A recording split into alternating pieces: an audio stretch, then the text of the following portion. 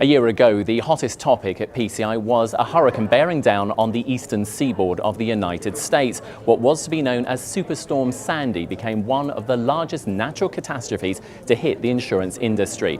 We spoke with Paul Blume a year later to discuss Sandy and efforts to better manage the risks in natural catastrophes. He is Senior Vice President of State Government Relations with PCI, and here are some of his thoughts. Superstorm Sandy was unique in as much as it hit 16 different states and jurisdictions with a lot of people.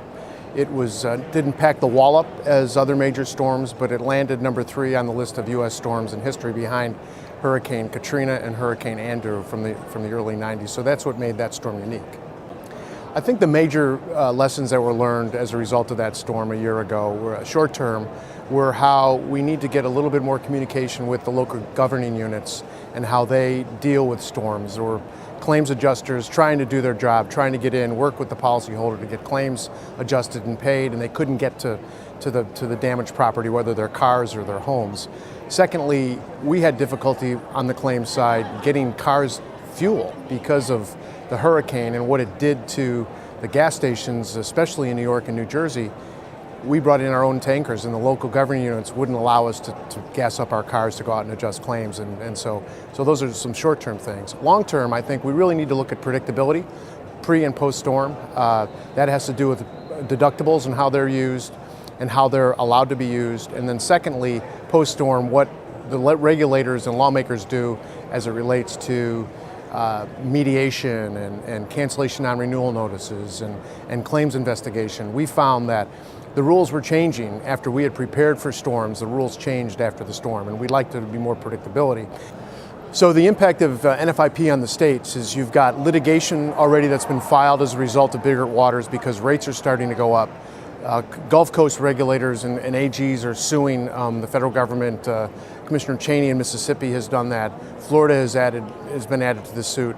In addition, Florida, the insurance department down there, the Office of Insurance Regulator, is looking at allowing for the private marketplace to come in and write flood, and they're looking at rating and forms for that.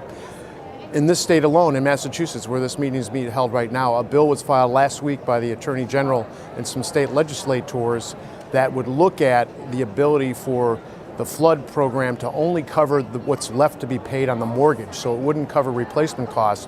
And if there's a storm, people are going to find out that their house may not be totally covered. So you look at what's going on in DC on NFIP, it's affecting our state regulation as well.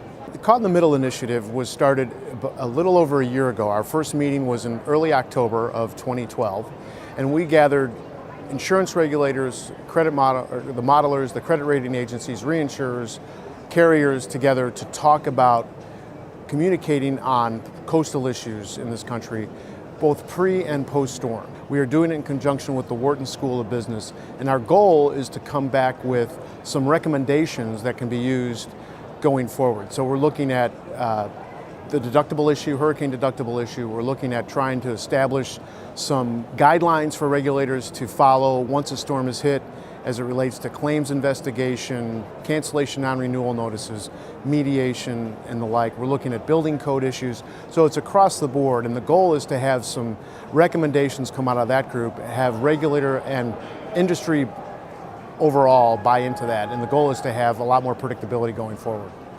The state issues that are of interest to us are across personal and commercial lines. We have a number of different work comp issues around the country, from reform to pharmaceutical use and overuse of opioids and overuse of what we call repackaged drugs by the provider profession.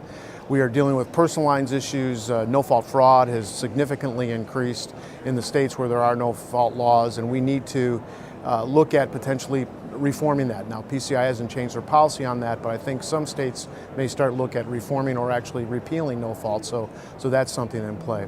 We're also interested in getting to the consumer a more technology-based industry. We've got a whole e-commerce initiative that includes having your insurance ID card on your iPhone or your PDA. It includes delivering insurance policies electronically, and it also allows for the policy to be posted on a public website instead of having it all mailed out to the policyholder. So the goal is to be a more efficient industry.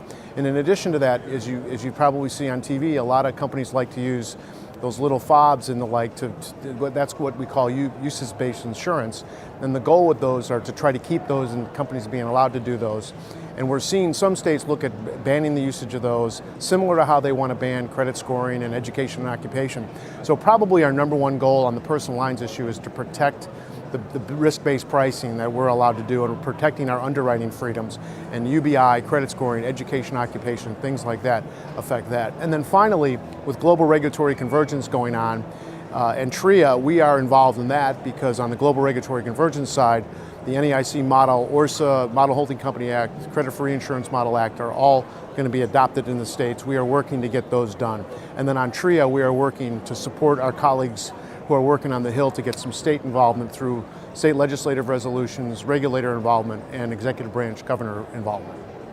For more of our coverage of the PCI annual meeting in Boston, Massachusetts, visit the WRIN-TV On Demand Library.